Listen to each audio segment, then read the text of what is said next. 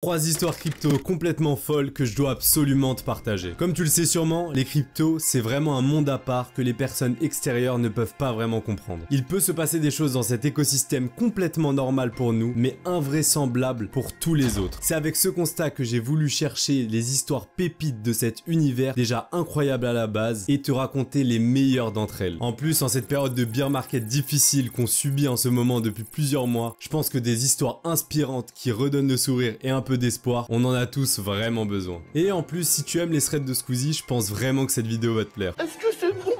Au programme, je vais te présenter 3 histoires incroyables, complètement différentes les unes des autres, qui ont un point commun, un changement de vie radical lié aux crypto-monnaies. Alors installe-toi bien si le sujet de la vidéo te plaît, sans plus attendre, c'est parti. La première histoire n'est autre que celle d'Eric Finman, l'homme au destin hors du commun. Tout commence en 2011. Eric Finman est un jeune adolescent de 12 ans, un peu geek sur les bords, qui n'a pas beaucoup d'amis. Cependant, il a un point commun avec la plupart des enfants de son âge, il déteste l'école par-dessus tout. Et contrairement à eux, lui a de très bonnes raisons. Un jour à l'école, alors qu'il éprouvait des difficultés à réaliser un exercice, un de ses enseignants lui a gentiment dit « Laisse tomber les cours, tu vas finir chez McDonald's, tu n'as aucun avenir. » Franchement, la pédagogie, on a vu mieux. Après cet événement, il a donc naturellement demandé à ses parents s'ils pouvaient possiblement, hypothétiquement, arrêter les coups. C'est non. Douche froide pour Eric. Le monde est méchant. Après des heures de négociations avec eux, il arrive quand même à obtenir un deal complètement fou. S'il parvenait à devenir millionnaire avant la fin de ses études, il pourrait simplement arrêter les cours. Après cela, ses parents sont donc partis se coucher en rigolant, mais lui, il ne rigolait pas du tout. Il n'avait plus qu'un seul objectif en tête, ce fameux million de dollars. Le lendemain, il s'est donc jeté sur son ordinateur pour trouver une solution à son problème, et c'est là qu'il a découvert absolument rien. Il a toujours 12 ans, je te rappelle. Mais il ne s'est pas découragé pour autant, et après des jours et des semaines de recherche, il tombe enfin sur une mystérieuse monnaie numérique et bizarre, le Bitcoin ou Bitcoin, enfin quelque chose comme ça, je sais plus. Et là, c'est la révélation pour lui. Il en parle directement à son frère, qui le suit dans le délire, et ils achètent plusieurs centaines de Bitcoins qui valaient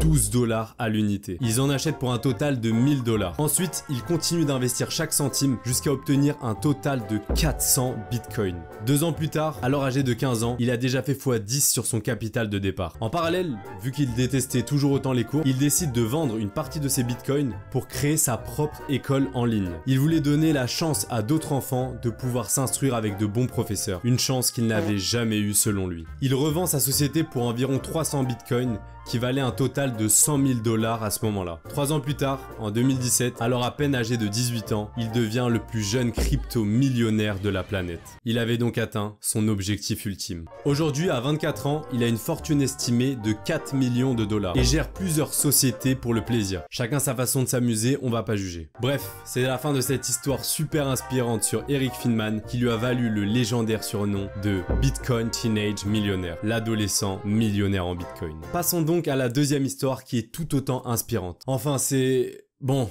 tu vas voir, je vais pas te spoil. Revenons en 2013, un an après le premier halving du Bitcoin, qui commence à peine à faire parler de lui. De ce fait, il suscite l'intérêt des médias de l'époque et d'une partie du grand public. Bon, c'est beaucoup moins qu'en 2021, je te l'accorde, mais c'est déjà un très bon début. Et comme dans toute période de hype, de nombreux projets veulent surfer sur la vague et se lancent du jour au lendemain. Cependant, malgré sa popularité grandissante, le Bitcoin est toujours considéré comme un peu trop sérieux et compris que par une partie infime de geeks à l'époque. C'est dans ce contexte que Billy Marcus, un programmeur américain de 30 ans, découvre cet écosystème et souhaite absolument faire partie de l'aventure. Jackson Palmer, un Australien trentenaire et spécialiste en marketing, rentre rapidement en contact avec Billy pour créer un contraste dans cet écosystème bien trop sérieux à leur goût. Ils décident de créer leur propre crypto-monnaie à but purement humoristique, visant à rendre l'écosystème plus accessible et ainsi attirer un public bien plus large. Cependant, leur crypto serait sans aucune utilité, ils l'ont eux-mêmes qualifié de crypto pour idiots. Franchement, retenez bien cette phrase pour la suite. Ils vont même encore plus loin en décidant de mettre comme logo pour leur crypto-monnaie une photo d'un chien japonais qui était un mème à l'époque. Je commence à voir le truc venir. Après des mois de programmation et de travail acharné, leur projet a enfin vu le jour le 6 décembre 2013, le Dogecoin était né. Et dès le début, c'était un succès immédiat, notamment grâce à la viralité du Doge sur les réseaux sociaux tels que Reddit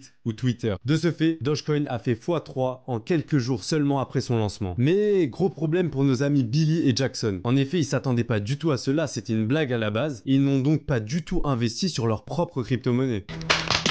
Crypto pour idiot, peut-être pas tant que ça finalement. Jackson, frustré en voyant le prix du Dogecoin exploser de manière parabolique, décide de quitter le projet sous prétexte qu'il ne voulait pas devenir le leader d'une secte. Je pense surtout qu'il a pris le somme d'avoir perdu des millions en n'investissant pas sur son propre projet. En 2015, après quelques polémiques liées au blanchiment d'argent via le Dogecoin, Billy quitte le projet en vendant les quelques Dogecoin qui lui restaient. Dogecoin a simplement dépassé tout ce qu'il pouvait imaginer et ça les a probablement complètement effrayés. Et le pire, c'est que c'était absolument rien face à l'explosion qu'a connue le Dogecoin en 2021, notamment dû au fait que des influenceurs ultra connus ont parlé de lui, comme Snoop Dogg le rappeur, l'entrepreneur Elon Musk ou l'actrice d'action Mia Khalifa.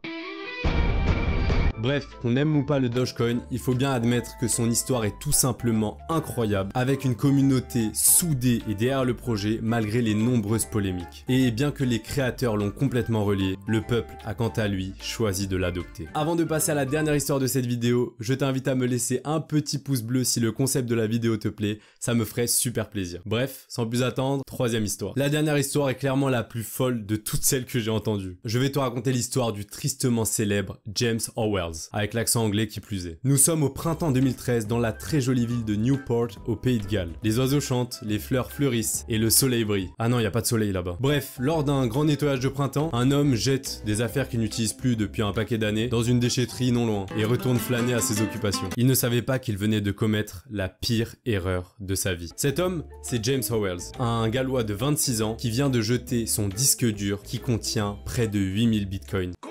Soit 225 millions de dollars à l'heure actuelle. Prêt à tout pour le retrouver, James contacte la municipalité de Newport pour l'aider à creuser et retrouver son fameux disque. Mais ils ont bien évidemment refusé sa proposition pour des raisons de coût et liées à l'environnement. Il a aussi annoncé une récompense de plus d'1 million de dollars à quiconque l'aide à retrouver son fameux disque. James est alors âgé de 36 ans et a toujours pas retrouvé son précieux disque. Mais il a eu tout le temps de préparer un plan tout droit sorti d'un film de science-fiction pour le retrouver. Tiens-toi bien, il a réuni 2 investisseurs suisses pour un financement de près d'11 millions de dollars qui lui permettrait de fouiller 110 000 tonnes de déchets dans un horizon de 3 ans. C'est absolument colossal. Mais est-ce que ça effraie James? Pas du tout. Parce qu'il dit être accompagné des meilleurs dans leur domaine. En effet, il s'est entouré de 8 spécialistes experts dans des domaines tels que le tri assisté par l'intelligence artificielle, la gestion et l'extraction des données et même un employé de la NASA. Mais ce n'est pas tout. Pour l'aider dans sa mission, il compte sur la participation de chiens robots. Et ça ressemble à ça. C'est absolument dégueulasse. Bref, je pense juste que notre bon vieux James a perdu malheureusement sa tête, mais on lui souhaite de tout cœur de retrouver son précieux bijou à plusieurs centaines de millions de dollars. Et voilà, j'espère que ces 3 histoires t'ont plu. Si c'est le cas, n'hésite pas à liker et t'abonner, ça ferait vraiment plaisir. Dis-moi en commentaire ce que t'en as pensé et si tu veux un épisode 2, parce que franchement j'ai des dizaines d'histoires en stock avec toutes les recherches. Bref, on se retrouve très vite pour une nouvelle vidéo. C'était Crypto Fuego. Ciao.